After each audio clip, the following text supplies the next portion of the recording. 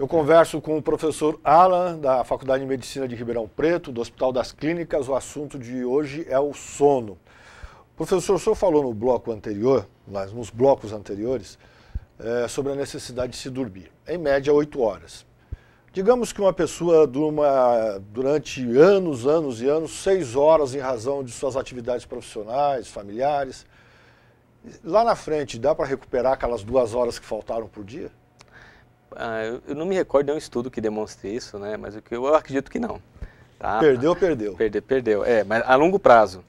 Mas a curto prazo, vamos pegar uma janela temporal, não de anos, uma janela temporal de semana. Então vamos supor que você gostaria de dormir próximo, o tempo total de sono é de 7 horas. Mas durante a semana, segunda noite, terça, quarta, quinta e sexta, até quinta, você durma apenas 6 horas. Ou seja, você teve uma redução do tempo total de sono de 4 horas na semana. É bem possível que no sábado, se você tiver oportunidade, você vai recuperar parcialmente esse tempo perdido. Ou seja, que de repente na sexta-feira você vai dormir o horário habitual próximo das 11, mas você vai acordar, ao invés de acordar às 7 horas, às 6 horas, você vai acordar às 10 da manhã. E você não vai conseguir recuperar os 4 horas de sono de maneira adequada, mas parcialmente isso é possível. Tá? Então, se você tiver em débito do sono, numa janela temporal de uma semana, é possível você recuperar parcialmente esse débito. Algo que você não perguntou, mas é algo que a gente pode comentar, que eu gostaria de comentar, que eu acho interessante, assim como existe você recuperar o débito de sono, é possível você ter crédito de sono. Né? Então vamos pegar um profissional da enfermagem. Então o profissional da enfermagem ele sabe que vai ter um plantão hoje, à noite, que ele vai trabalhar das 19 às 7 da manhã. E que esse plantão, habitualmente naquele hospital, é um plantão bastante puxado, em que ele vai ficar acordado durante todo esse período. Se ele tiver a oportunidade, no período que antecede o plantão, no período da tarde que antecede o plantão, ele dormir 2 ou 3 horas, ele vai ter um desempenho muito melhor nesse plantão. E ele vai ter esse crédito de 2 ou 3 horas que vai dar uma melhor atenção para ele, uma melhor atividade psicomotora para ele desempenhar melhor o seu plantão. Em outras palavras, assim como a gente tem débito de sono, a gente também pode ter crédito de sono. Professor, o senhor usou um exemplo de um enfermeiro. Existem vários outros profissionais que trabalham à noite. Uma noite mal dormida, ou várias noites, na mesma situação, a pessoa passa horas saindo de um trabalho para o outro,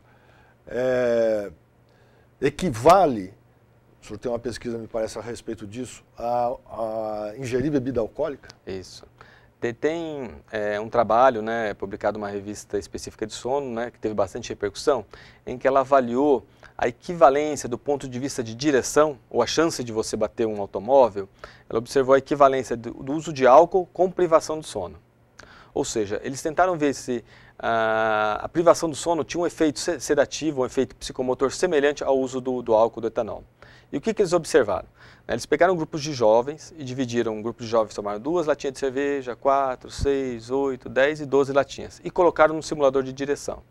Um outro grupo de jovens, eles privaram de sono, ou seja, dormiram 2 horas a menos, 6 horas, 2 horas, 4 horas, 6 horas, ou ficaram sem dormir a noite inteira e colocaram também no simulador de direção. E qual foi o achado qual foi a equivalência desse estudo? Eles observaram que as pessoas que têm a privação de sono equivalente a 2 horas de sono a menos, ou seja, uma pessoa de 8 horas que ela durma 6, isso equivale a 2 ou 3 latinhas de cerveja. Então a chance de você bater o carro dormindo 2 ou 3 horas a menos é semelhante à chance que você tenha de bater o carro se você ingerir 2 ou 3 latinhas de cerveja.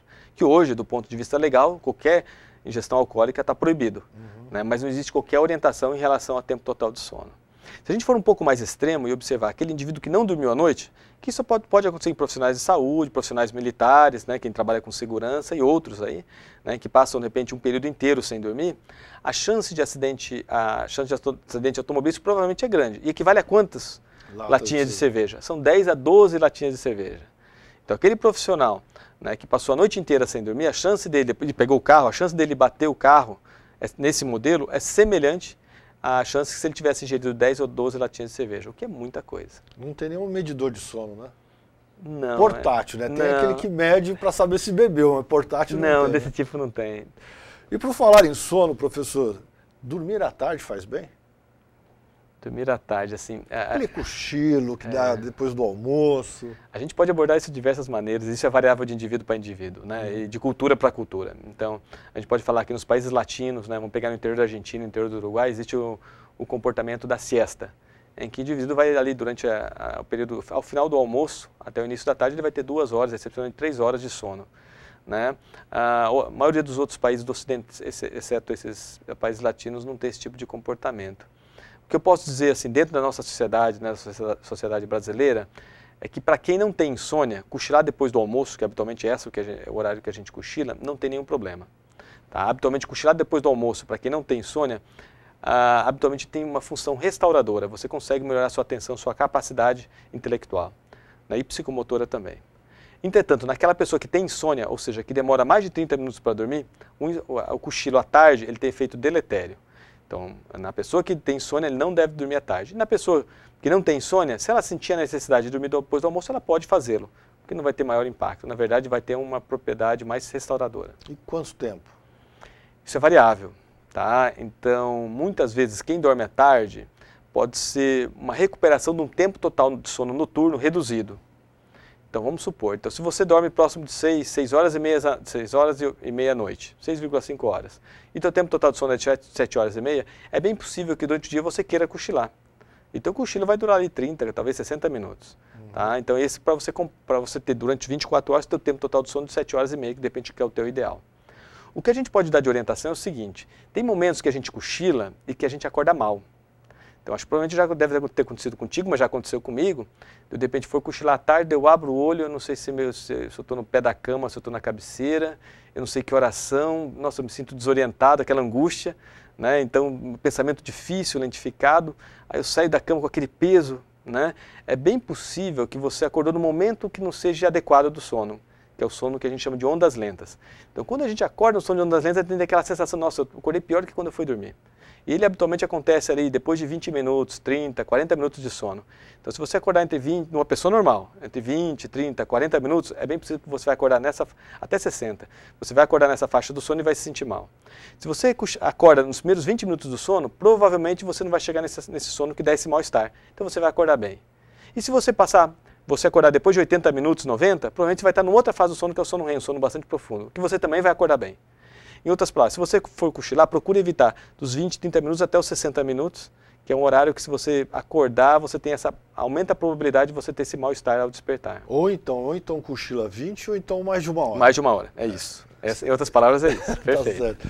Professor, para quem quer dormir bem, o que é que deve fazer? São várias medidas, né?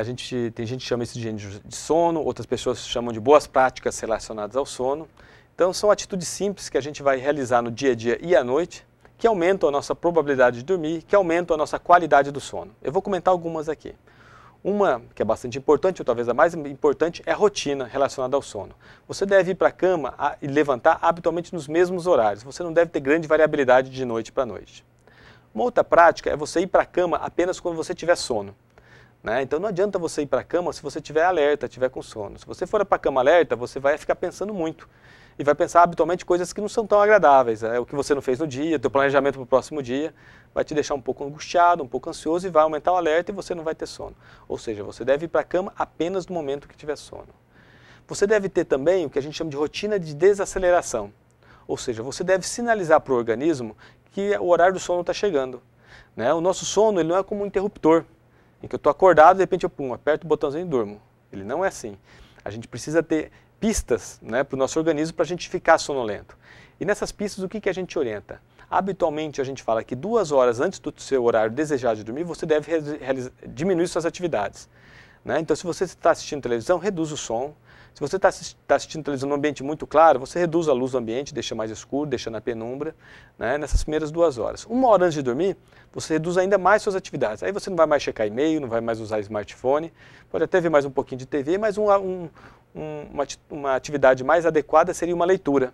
Uma leitura com abajur e você começar a fazer essa leitura. Né? Nesse momento é bem possível que depois de 15, 20, 30 minutos você já vai começar a bocejar, você vai começar a já ter uma lentificação do pensamento e vai ficar sonolento. Aí é o horário de ir para a cama. Mas dessa maneira você sinalizou pouco a pouco que estava chegando o horário de dormir. É diferente de uma pessoa que de repente está vendo televisão, checando e-mail, ligando no telefone, aí olha, 11h30, tem que dormir, desliga tudo e vai deitar na cama. Essa pessoa não vai conseguir dormir de maneira adequada. Ela vai ter uma latência para dormir bastante alta. Então a gente deve fazer essa rotina de desaceleração. Outras atividades que a gente deve evitar também é o uso de substâncias com propriedades psicoestimulantes, ou seja, substâncias que tenham cafeína. Então a gente tem os refrigerantes tipo cola, café, ou mesmo os energéticos, eles devem ser evitados no período noturno, pelo menos 6 horas antes do horário desejado de dormir, porque eles podem repercutir no sono. Atividade física também é algo que é importante. A atividade física, do ponto de vista de sono, ela deve ser realizada pela manhã. A atividade física intensa no período da noite atrapalha o sono, ok? De maneira geral. Tá? É claro que existem pessoas que são exceções, mas de maneira geral. Em relação à alimentação. Em relação à alimentação, o que a gente fala é que a pessoa tem que ter bom senso. Ninguém vai conseguir dormir com fome, mas também ninguém vai conseguir dormir com a barriga cheia de uma feijoada. Então é o bom senso que vai ditar. Você deve comer uma alimentação na quantidade adequada e uma alimentação leve, né, no horário adequado. A gente não deve ter grandes estripulias relacionadas à alimentação e sono. Né? Outras atividades que outro aspecto importante que a gente deve levar em conta é evitar a automedicação relacionada a sono.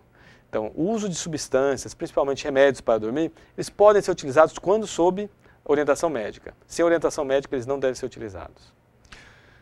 Muito bem, eu conversei aqui com o professor Alan, professor da Faculdade de Medicina de Ribeirão Preto, médico do Hospital das Clínicas, especialista em medicina do sono. Vai voltar mais vezes aqui para falar, vamos colocar mais gente para perguntar para o professor Alan sobre o que fazer para a gente dormir melhor, qual o estilo de vida que a gente deve ter para poder ter um dia de trabalho, descansar e ter um outro bom dia de trabalho. Professor Alan, muito obrigado pela sua presença, até o próximo programa. Eu que agradeço, Marcos, a oportunidade, sempre pode contar comigo aí. Obrigado. Até o próximo.